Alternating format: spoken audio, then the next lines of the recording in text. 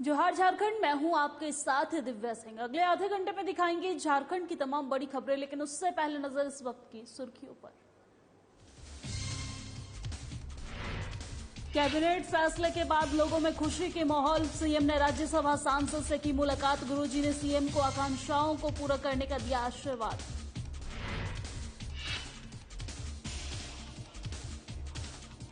स्थानीय नीति को लेकर आदिवासी संगठनों ने मनाई खुशी। सैकड़ों लोगों ने खुशी में जमकर की आतिशबाजी। महुआ मांझी ने कहा, सीएम ने घोषणा पत्र में दिए गए वादों को किया पूरा। जमशेदपुर में गठबंधन सरकार पर जमकर बरसे पूर्व सीएम। खतियान नीति को लेकर पूर्व सीएम रघुवर दास का बयान। कहा, लोगों को धोखा दे रही है सरकार। गुमला में मजदूरी के लिए गए मजदूर की हुई चेन्नई में मौत। परिजन और ग्रामीणों ने सीओ से शव मांगने की लगाई गुहार। श्रम अधीक्षक ने अधिकारियों को दिए निर्देश। झारखंड कैबिनेट की बैठक में स्थानीय नियोजन नीति पर लगी मुहर। पाकुड़ में नीति को लेकर लोगों ने निकाला जुलूस। विधायक सहित अन्य लोग रहे मौजूद। चले बुलेटिन की शुरुआत करते हैं हम खबरों के साथ। 1932 की स्थानीय नीति लागू करने के कैबिनेट के फैसले के बाद प्रदेश में कई संगठनों में खुशी का माहौल देखने को मिल रहा है। इसी बीच मुख्यमंत्री हेमंत सोरेन ने शुक्रवार को मोरहाबादी स्थित आवास में अपने पिता और पूर्व मुख्यमंत्री और वर्तमान में राज्यसभा सांसद दिशोम गुरु शिबू सोरेन से मुलाकात की है। मुख्यमंत्री ने उन्हें कैबिनेट में ली गई 1932 खातियान आधारित झारखंड का स्थानीय निवासी की परिभाषा और पहचान के लिए विधेयक 2022 के गठन की स्वीकृति दिए जाने और अन्य बड़े निर्णयों के संबंध में अवगत करवाया है। मुख्यमंत्री ने शिबू सोरेन से को बताया है कि हमारी सरकार आपके सपनों को पूरा कर रही है। आपके लंबे संघर्ष और आंदोलन के बाद जिस उद्देश्य से झारखंड अलग राज्य बना है, अब उस राज्य को हमारी सरकार हर क्षेत्र में बेहतर दिशा देकर आगे बढ़ा रही है। गुरुजी ने मुख्यमंत्री को राज्यवासियों की उम्मीद और आकांक्षाओं को पूरा करने का आशीर्वाद दिया है। आपको बता दें कि शिबू सोरेन झारखंड मुक्ति मोर्चा के अध्यक्ष भी हैं।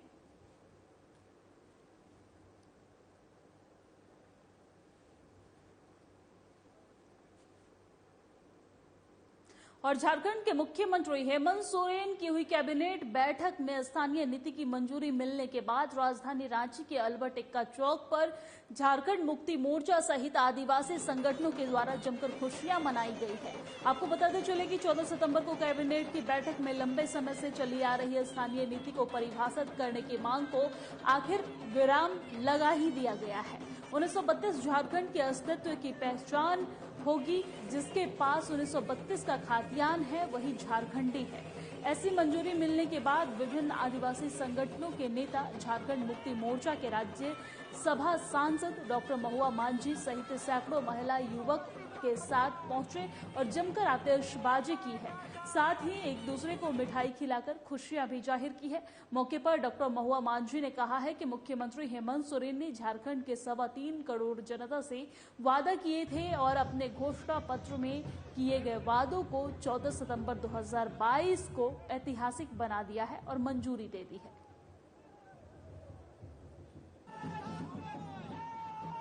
तो हम लोगों को बताया गया था कि स्थानीयों की क्या पहचान 32 का सर्वे खतियान। उस दिन से हम लोग लड़ते रहे। 2000 में झारखंड अलग राज्य हुआ। 22 साल के लंबे इंतजार के बाद एक युग पुरुष आया, झारखंड मुक्ति मोर्चा का युवा तुर्क नेता, जिसको मुख्यमंत्री के पद पर डाला गया। तब उसने यहाँ के 3.25 करोड़ जनता की आकांक्षाओं को पूरा करते हुए 32 का सर्वे खतियान के आधार पर स्थानीयता को पहचान दिया।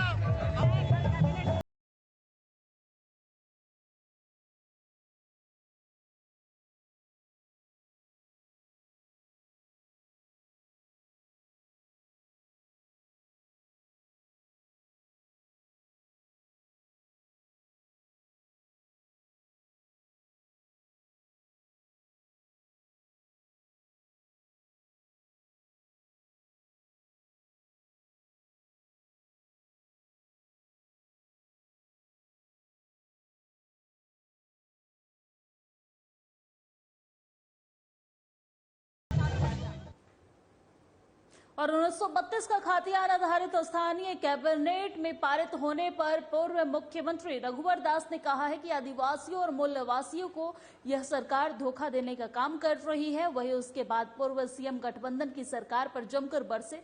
सुनिए रघुवर दास ने क्या कुछ कहा है। राज्य सरकार आगामी 5 सितंबर को स्थानीय नीति के तौर पर 1932 का खतियान या 1965 का खतियान जो समाचार पत्र में आ रही लागू करने की योजना बना रही है। आप सबको भी ज्ञात होगा 24-25 मार्च इसी 2022 को सदन में स्वयं मुख्यमंत्री ने घोषणा की थी 1932 के आधार पर खतियान नहीं बनाई जा सकती। फिर अचानक उनके मन में परिवर्तन कहां से आई, ये बात समझने की बात है। वास्तव में हेमंत जी को ऐसी राय दी गई है कि नियुक्ति के संबंध में 1932 के खतियान के आधार पर मूलवासियों को दिए जाने वाली किसी प्रकार की आरक्षण की घोषणा न करें और सिर्फ 1932 के खतियान के आधार पर स्थानीयता की घोषणा कर दें। और इसी बीच वक्त तो चला ही, बहुत छोटे से ब्रेक का, कहीं मत जाइएगा, फौरन लौटते हैं कुछ खास खबरों के साथ।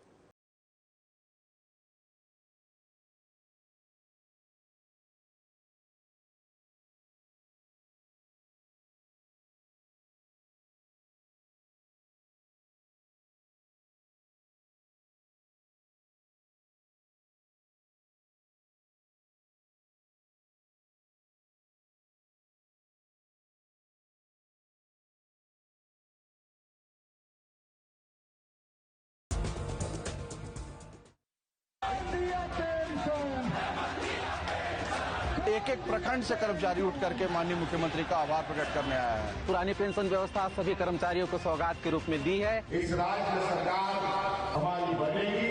आपके पेंशन का जो सिस्टम है इस पर सरकार पुनर्विचार करेगी। झारखंड के लाखों राज्य कर्मियों के वर्षों के संघर्ष को मिला मुकाम। 1 सितंबर को अभी हमारा पुराना पेंशन चालू हुआ है। हमारे झारखंड के सीएम नहीं होते तो हमें बुढ़ापे का सहारा पुरानी पेंशन व्यवस्था नहीं मिल पाती। हमें मैं बोलने पर विश्वास नहीं रखता, मैं काम करने पर विश्वास रखता हूं। मेरे लिए तो ये अमृत वर्षा है और अंतिम सांस तक मैं मुख्यमंत्री जी के इस वरदान को नहीं भूलूंगा। वादा हुआ पूरा।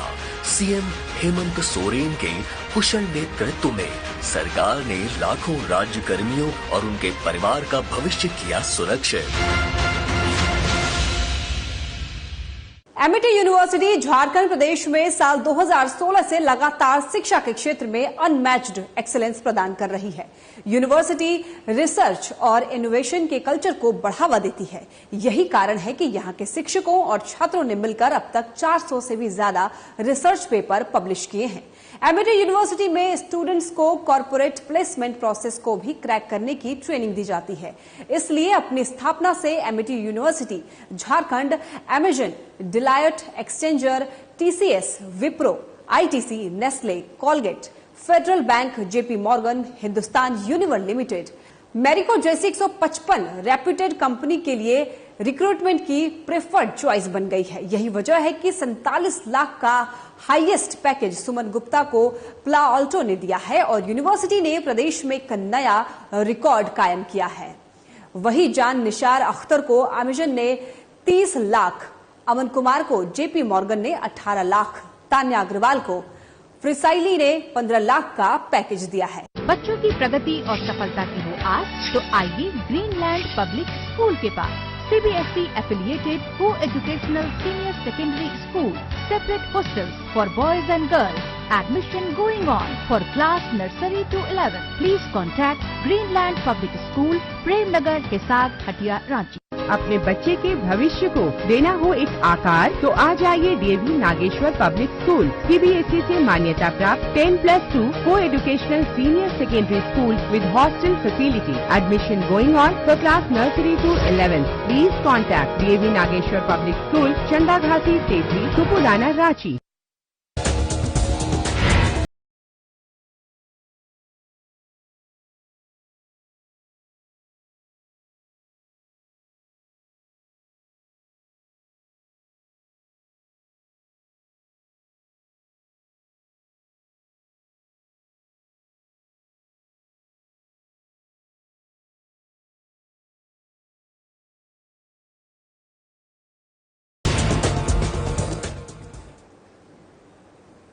ब्रेक के बाद बहुत बहुत स्वागत है आपका। खबरों में आगे बढ़ते हैं। 22 साल के बाद झारखंड फिर एक बार 1932 के खातियान को लेकर सुर्खियों में है।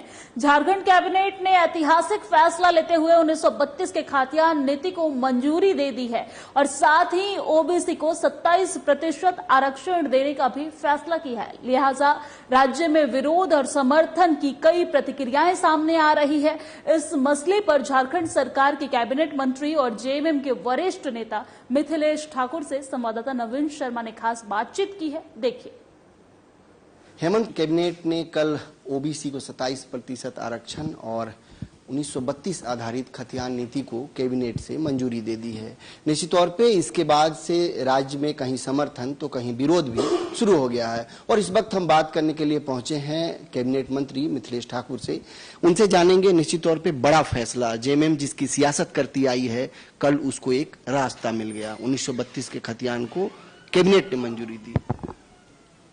देखिए, इस राज्य को अलग कराने के पीछे जो सोच थी, यही सोच थी कि यहाँ के राज्य को जो मूलवासी हैं, यहाँ के आदिवासी हैं, यहाँ के जो खतियानी हैं, उनको उनका हक अधिकार मिल पाए, क्योंकि बिहार के समय यहाँ के लोगों की अनदेखी की जाती थी और उसी को देखते हुए हमारे विश्वगुरु शिबू सोरेन जी और जो भी हमारे स्वर्गीय विनोद बिहारी महतो जैसे, स्वर्गीय वीर शहीद निर्मल महतो जैसे और जितने भी बड़े नेतागण इस सोच के तहत एक झारखंड अलग राज्य का आंदोलन की शुरुआत की थी कि हम अपना अलग राज्य लेंगे तो हमारे इस यहाँ जो आदिवासी बहुल राज्य है, यहाँ के आदिवासियों मूलवासियों को उनका हक अधिकार मिलेगा। राज्य तो ले लिया गया इतनी त्याग बलिदान के बाद, इतनी तपस्या के बाद, लेकिन जो उद्देश्य था वो पूरा नहीं हो पाया था 19 वर्षों तक।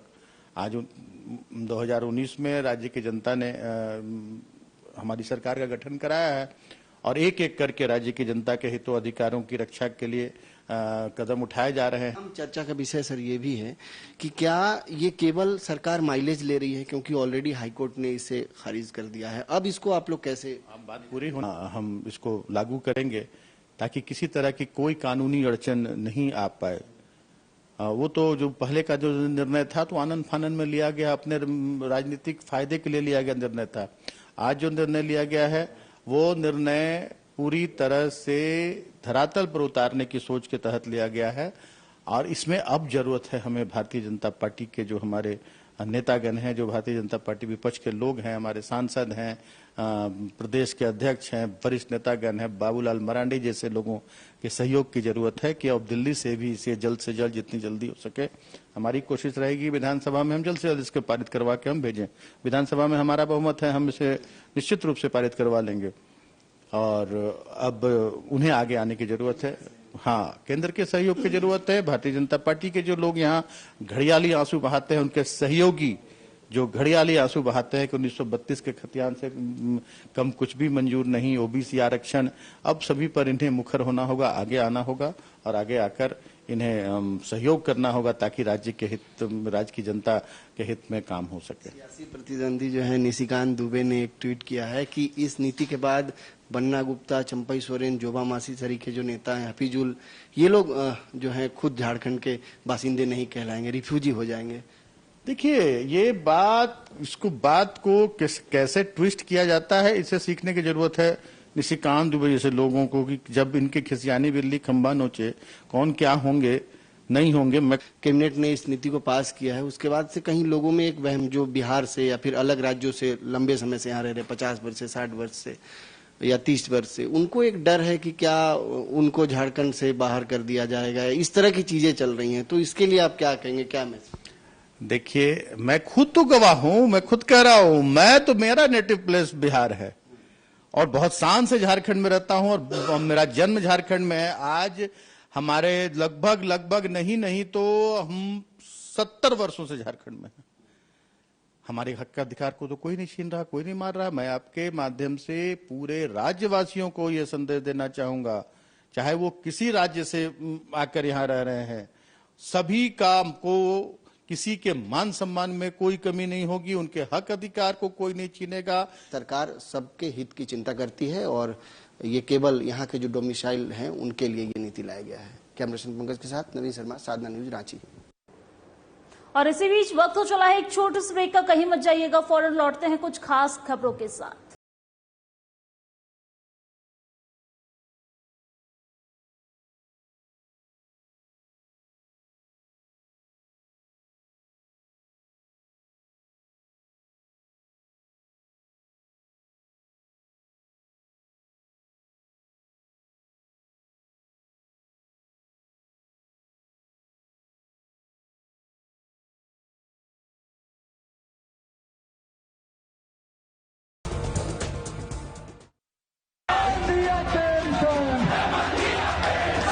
एक एक प्रखंड से कर्मचारी उठ करके माननीय मुख्यमंत्री का आभार प्रकट करने आया है। पुरानी पेंशन व्यवस्था सभी कर्मचारियों को सौगात के रूप में दी है। इस राज्य सरकार हमारी बनेगी, आपके पेंशन का जो अभी सिस्टम है इस पर सरकार पुनर्विचार करेगी। झारखंड के लाखों राज्य कर्मियों के वर्षों के संघर्ष को मिला मुकाम। 1 सितंबर को अभी हमारा पुराना पेंशन चालू हुआ है। हमारे झारखंड के सीएम नहीं होते तो हमें बुढ़ापे का सहारा पुरानी पेंशन व्यवस्था नहीं मिल पाती हमें। मैं बोलने पर विश्वास नहीं रखता, मैं काम करने पर विश्वास रखता। मेरे लिए तो ये अमृत वर्षा है और अंतिम सांस तक मैं मुख्यमंत्री जी के इस वरदान को नहीं भूलूंगा। वादा हुआ पूरा। सीएम हेमंत सोरेन के कुशल नेतृत्व में सरकार ने लाखों राज्य कर्मियों और उनके परिवार का भविष्य किया सुरक्षित। एमिटी यूनिवर्सिटी झारखंड प्रदेश में साल 2016 से लगातार शिक्षा के क्षेत्र में अनमैच्ड एक्सीलेंस प्रदान कर रही है। यूनिवर्सिटी रिसर्च और इनोवेशन के कल्चर को बढ़ावा देती है। यही कारण है कि यहां के शिक्षकों और छात्रों ने मिलकर अब तक 400 से भी ज्यादा रिसर्च पेपर पब्लिश किए हैं। एमिटी यूनिवर्सिटी में स्टूडेंट्स को कॉर्पोरेट प्लेसमेंट प्रोसेस को भी क्रैक करने की ट्रेनिंग दी जाती है। इसलिए अपनी स्थापना से Amity university Jharkhand Amazon, delight, exchanger, TCS, Wipro, ITC, Nestle, Colgate, federal bank, JP Morgan, Hindustan यूनिवर limited, Marico जैसी 155 रेप्यूटेड कंपनी के लिए रिक्रूटमेंट की प्रेफर्ड चॉइस बन गई है। यही वजह है कि 47 लाख का हाईएस्ट पैकेज सुमन गुप्ता को प्ला ऑल्टो ने दिया है और यूनिवर्सिटी ने प्रदेश में एक नया रिकॉर्ड कायम किया है। वही जान निशार अख्तर को अमेजन ने 30 लाख, अमन कुमार को जेपी मॉर्गन ने 18 लाख, तान्या अग्रवाल को फ्रिसाइली ने 15 लाख का पैकेज दिया है। बच्चों की प्रगति और सफलता की हो आज तो आइए ग्रीनलैंड पब्लिक स्कूल के पास। CBSE affiliated co-educational senior secondary school, separate hostels for boys and girls. Admission going on for class nursery to 11. Please contact Greenland Public School, Premnagar, Hisar, Hatia, Ranchi. अपने बच्चे के भविष्य को देना हो एक आकार तो आ जाइए DAV Nageshwar public school, CBSE से मान्यता प्राप्त 10+2 co-educational senior secondary school with hostel facility. Admission going on for class nursery to 11. Please contact DAV Nageshwar public school, Chanda Ghati, सेठी, तुपुलाना, रांची.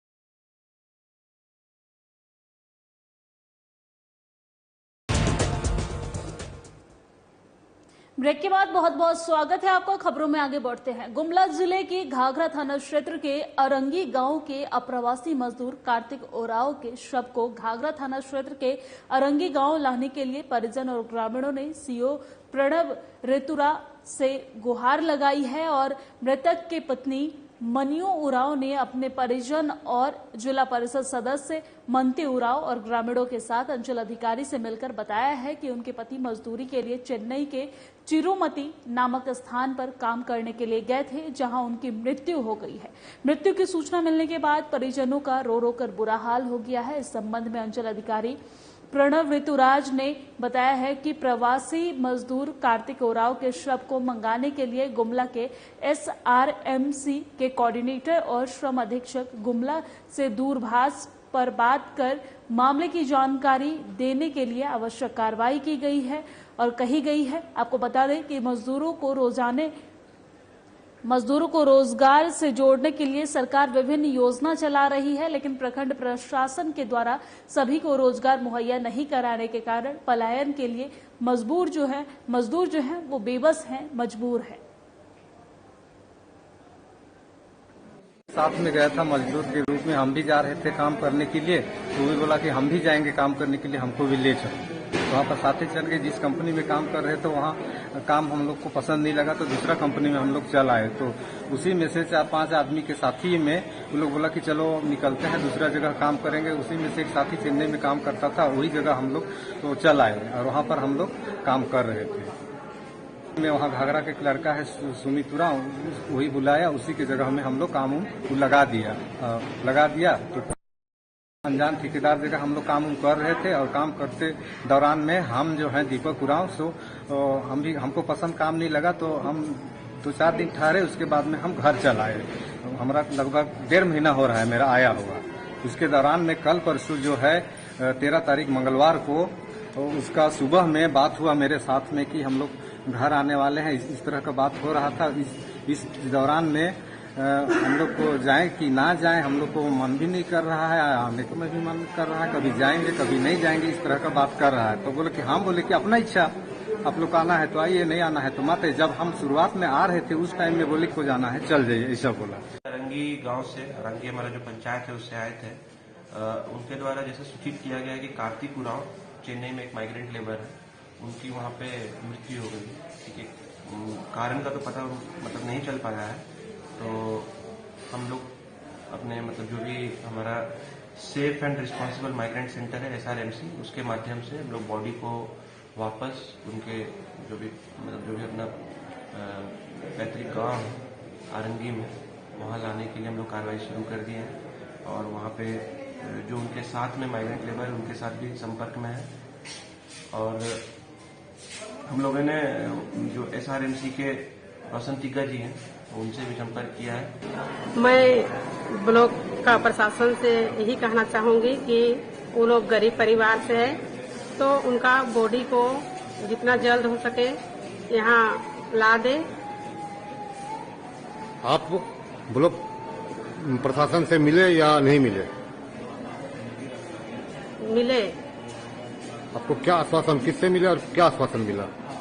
बोले कि हम जितना जल्दी, हम सब तरफ खबर हो गया है, ये जितना जल्दी ही पहुंच जाएगा बोल के बोले। किनसे मिले आप? CO साहब से मिले। चेन्नई कमाने गए थे, हम कमा रहे थे। फिर मंगलवार को उनसे बात हुआ कि हम घर आएंगे बोल के, तो हम बोले ठीक आ जाओ घर। 10 बजे बात किए थे।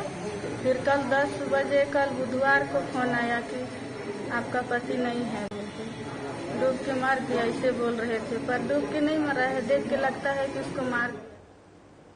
और पाकुड़ में गंगा की प्रमुख सहायक नदी बंसलोई में कोल माइंस से कोयला का काला पानी को नदी में बहाए जाने से मनुष्य, जानवर और पक्षी और जलीय जीवों की मौत का कारण बन सकता है, जिसे पाकुड़ उपायुक्त ने गंभीरता से लेते हुए जांच टीम का गठन किया है। आपको बता दें कि पाकुड़ जिले के अमरडापाड़ा प्रखंड क्षेत्र से होकर गुजरने वाली बंसलोई नदी एक तो अस्तित्व के संकट से गुजर रही है, उस पर से नदी में कोयले का काला पानी छोड़ने से स्थिति और भी भयावह होती जा रही है, गंभीर होती जा रही है। सेंट्रल कोल ब्लॉक में काफी सालों से पानी जमा था, जिसे निकाला जा रहा है। यह पानी निकालकर नदी में बहाया जा रहा है, जिससे नदी का पानी पूरी तरह से काला हो चुका है। और इस संबंध में पर्यावरण विद्युत प्रोफेसर प्रसन्नजीत मुखर्जी ने बताया है कि कोयले के पानी का नदी में बहना काफी चिंताजनक है। आपको बताते चले कि इस संबंध में DC वरुण रंजन ने एक जांच टीम का गठन किया है।